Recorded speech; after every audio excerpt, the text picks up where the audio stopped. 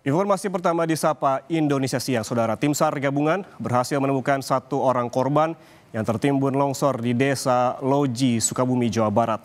Sulitnya medan lokasi membuat proses evakuasi memakan waktu 1 jam.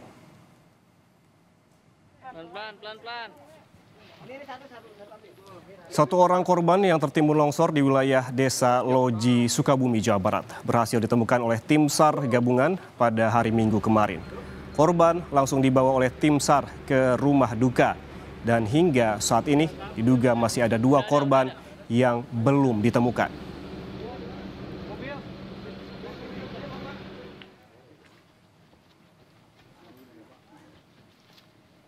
Agak kesulitan untuk langsung melakukan proses evakuasi karena harus menyingkirkan material masuk kayu yang ada dan sekitar 1 jaman lah kita bisa menyingkirkan. Sementara itu, Badan Nasional Penanggulangan Bencana atau BNPB mendirikan 2 posko untuk menangani dampak bencana tanah longsor, banjir, dan pergerakan tanah di Kabupaten Sukabumi dan Kabupaten Cianjur. Posko utama berada di Pendopo Sukabumi dan posko taktis di Kecamatan Palabuhan Ratu.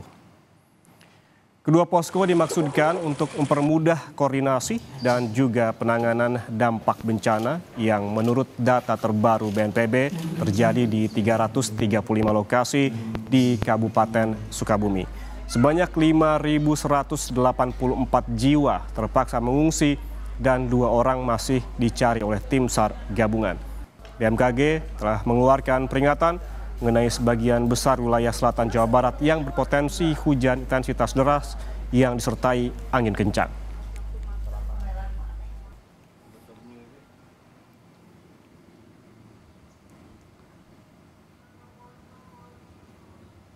BNPB juga sudah meminta bantuan kepada Panglima TNI, Kepala Angkatan Darat, Panglima Kodam 3 Siliwangi, langsung Bapak Danrem mengolah satu siaga bencana, mengendalikan langkah-langkah penanganan bencana di Kabupaten Sukabumi dan Bogor. Bahkan secara khusus BNPB diperkuat pasukan tempur sejumlah 150 orang yang langsung bawa perintah BNPB yang setiap hari melaksanakan kegiatan. Contoh adalah pendataan, penyaluran logistik, pembersihan puing-puing dan sebagainya. Sementara itu, Saudara, sejumlah pengungsi tanah bergerak di Kecamatan Cikembar, Kabupaten Sukabumi, Jawa Barat mulai mengeluhkan sejumlah penyakit, salah satunya demam dan juga pusing. Diduga salah satu penyebabnya karena para pengungsi kecapean dan kurang tidur. Dari hasil pemeriksaan dalam satu posko pengungsian ada 15 orang yang mengalami gejala demam. 15 warga diantaranya lansia dan juga anak-anak. Mereka rata-rata mengalami tekanan darah tinggi dan rendah. Sejumlah obat pun telah diberikan untuk petugas untuk penanganannya. Tim kesehatan dari Brimob pun disiagakan selama 24 jam termasuk menyediakan ambulans jika ada warga yang harus dibawa ke fasilitas kesehatan yang lebih memadai.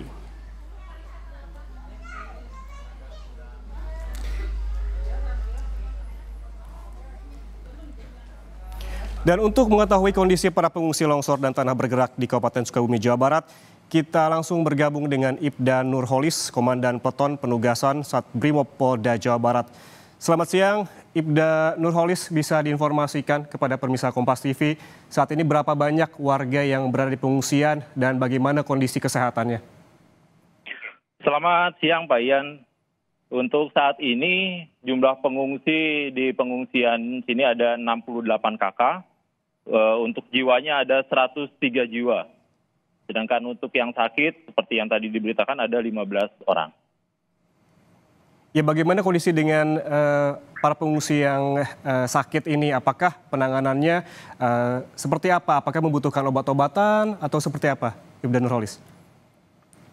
Untuk saat ini untuk yang sakit sudah bisa tertangani, hanya kebutuhan obat-obatan kita sudah mulai menipis. Mungkin nanti apabila ada yang ingin mendonasikan kebutuhan, mungkin bisa difokuskan dengan multivitamin, imbos, kemudian untuk obat-obatan anak-anak, batuk, pilek, dan demam, seperti itu. Apa sih yang paling banyak dikeluhkan oleh warga di pengungsian? Penyakit apa yang paling banyak diderita oleh para pengungsi ini? Apakah demam seperti yang diinformasikan sebelumnya atau seperti apa yang Anda ketahui di sana? Siap, jadi untuk saat ini karena cuaca terus-terusan hujan, hampir setiap hari di sini kondisinya hujan, bahkan ini dari pagi hari ini sampai dengan saat ini masih terus-terusan diguyur hujan, jadi untuk anak-anak rawan batuk pilek, sehingga untuk gejalanya pasti akan demam. Itu yang sekarang banyak dikeluhkan oleh para pengungsi. Seperti yang Anda sebutkan tadi bahwa kebanyakan penyakit yang diderita oleh para pengungsi akibat cuaca hujan yang masih terus turun di sana begitu. Apakah juga ada layanan kesehatan khusus yang diberikan kepada warga ataupun para pengungsi terkait seperti misalnya vitamin atau vaksinasi seperti itu? Apakah ada layanan tambahan seperti itu, Ibda Nurholis? Untuk saat ini kita standby dengan Puskesmas Cikembar, jadi di sini kita siaga, jadi begitu ada masyarakat yang mengeluhkan kondisi kesehatannya kurang sehat, kita selalu ready. Jadi kita berkolaborasi dari Kesjas Brimob, kemudian dari Puskesmas Cikembar, kita menangani mereka. Jadi untuk saat ini kita bisa memberikan multivitamin untuk mereka, tapi untuk kedepannya karena kebutuhan sudah mulai menipis, gitu kan, kita membutuhkan beberapa obat-obatan untuk anak-anak. Ya, selain posko kesehatan di tempat Anda berada saat ini, sebetulnya ada berapa banyak posko kesehatan yang disiagakan untuk para pengungsi di Kabupaten Sukabumi? Untuk di daerah Cikembar ini kita ada 3 posko yang sekarang ini di SDN Sukamaju, kemudian ada puskesmas pembantu juga di kantor desa Sukamaju, begitu. Baik, kemudian bagaimana dengan petugas kesehatan? Apakah sudah memadai di sana? Berapa banyak petugas kesehatan yang disiagakan di setiap posko kesehatan? Di setiap posko ada sekitar 3 personil kesehatan, mungkin untuk kebutuhan obat-obatan saja yang kita mulai menipis.